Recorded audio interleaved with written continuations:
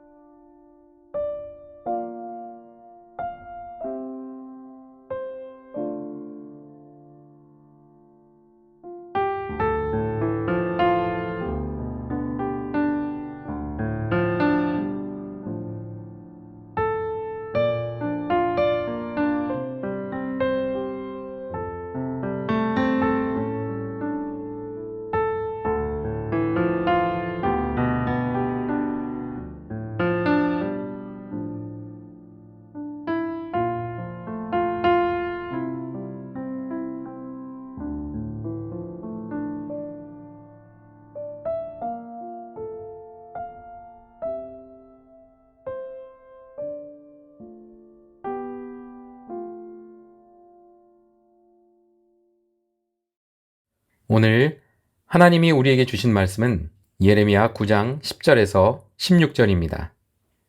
함께 말씀을 읽고 우리에게 들려주시는 하나님의 음성을 듣겠습니다. 내가 산들을 위하여 울며 부르짖으며 광야 목장을 위하여 슬퍼하나니 이는 그것들이 불에 탔으므로 지나는 자가 없으며 거기서 가축의 소리가 들리지 아니하며 공중의 새도 짐승도 다 도망하여 없어졌음이라. 내가 예루살렘을 무더기로 만들며 승냥이 굴이 되게 하겠고 유다의 성읍들을 황폐하게 하여 주민이 없게 하리라. 지혜가 있어서 이 일을 깨달을 만한 자가 누구며 여호와의 입의 말씀을 받아서 선포할 자가 누구인고? 이 땅이 어찌하여 멸망하여 광야같이 불타서 지나간 자가 없게 되었느냐? 여호와께서 말씀하시되 이는 그들이 내가 그들의 앞에 세운 나의 율법을 버리고 내 목소리를 순종하지 아니하며 그대로 행하지 아니하고 그 마음의 완악함을 따라 그 조상들이 자기에게 가르친 바알들을 따랐음이라. 그러므로 만군의 여호와 이스라엘의 하나님께서 이와 같이 말씀하시니라. 보라, 내가 그들 곧 이 백성에게 쑥을 먹이며 독한 물을 마시게 하고 그들과 그들의 조상이 알지 못하던 여러 나라 가운데에 그들을 흩어버리고 진멸되기까지 그 뒤로 칼을 보내리라 하셨느니라. 태평양에 위치한 아주 작은 나라가 있습니다. 나우루 공화국이라고 하는 이 나라는 7, 80년대에 세계에서 가장 부유한 국가 가운데 하나였습니다. 그러나 지금은 아무것도 남지 않은 폐허와 같은 나라가 되었습니다. 1968년 독립한 나우루 공화국은 신의 선물이라고 불렸던 인광석과 인산염을 생산하는 국가였습니다.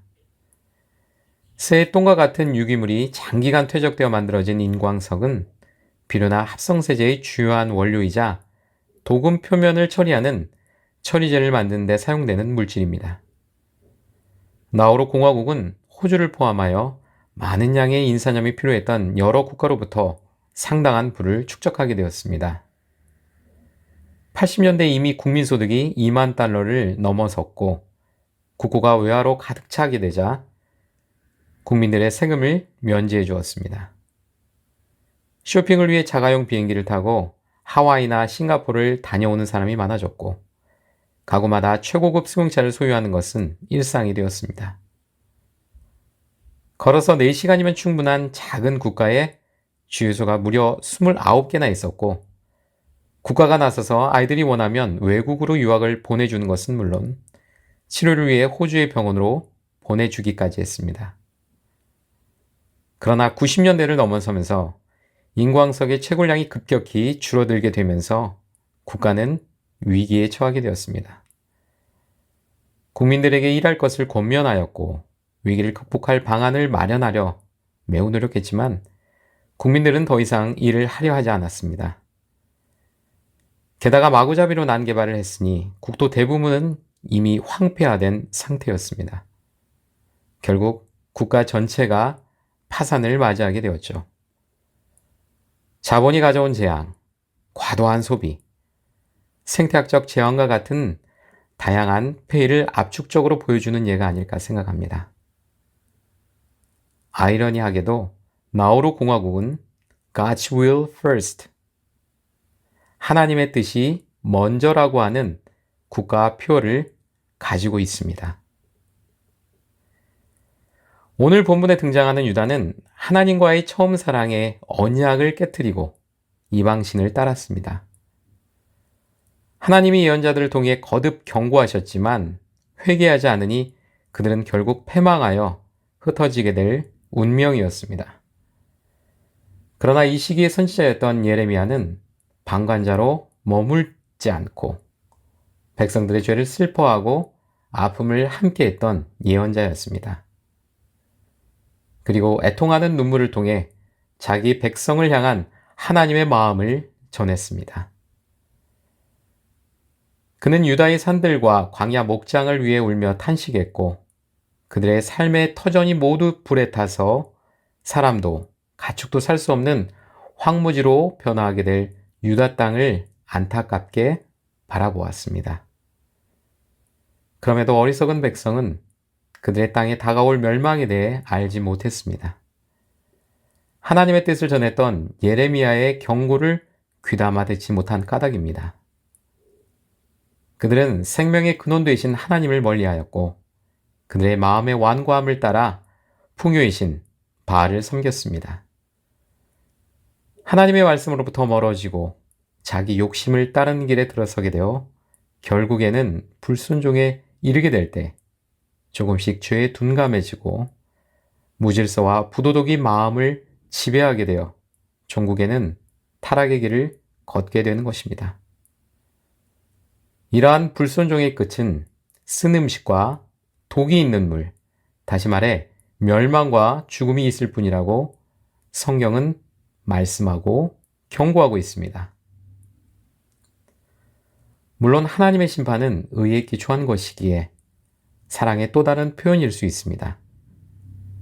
그러나 세상의 지혜와 지식, 힘과 재산을 자랑하는 인생은 현명하지 못한 것입니다. 하나님이 어떤 분이신지 알고 하나님을 경외하며 하나님이 기뻐하시는 일을 통해서 아름다운 열매를 맺는 것이 참된 지혜일 것입니다. 우리는 주님께 시선을 고정할 때에 안전하다는 것을 잘 알고 있습니다. 그래서 깨어 살피라는 이 말에 매우 익숙한 것도 사실입니다. 우리는 일상에서 자신의 삶을 점검하며 자기 내면을 바라보는 일에 신경을 씁니다. 자신에 관한 성찰은 매우 중요한 것입니다.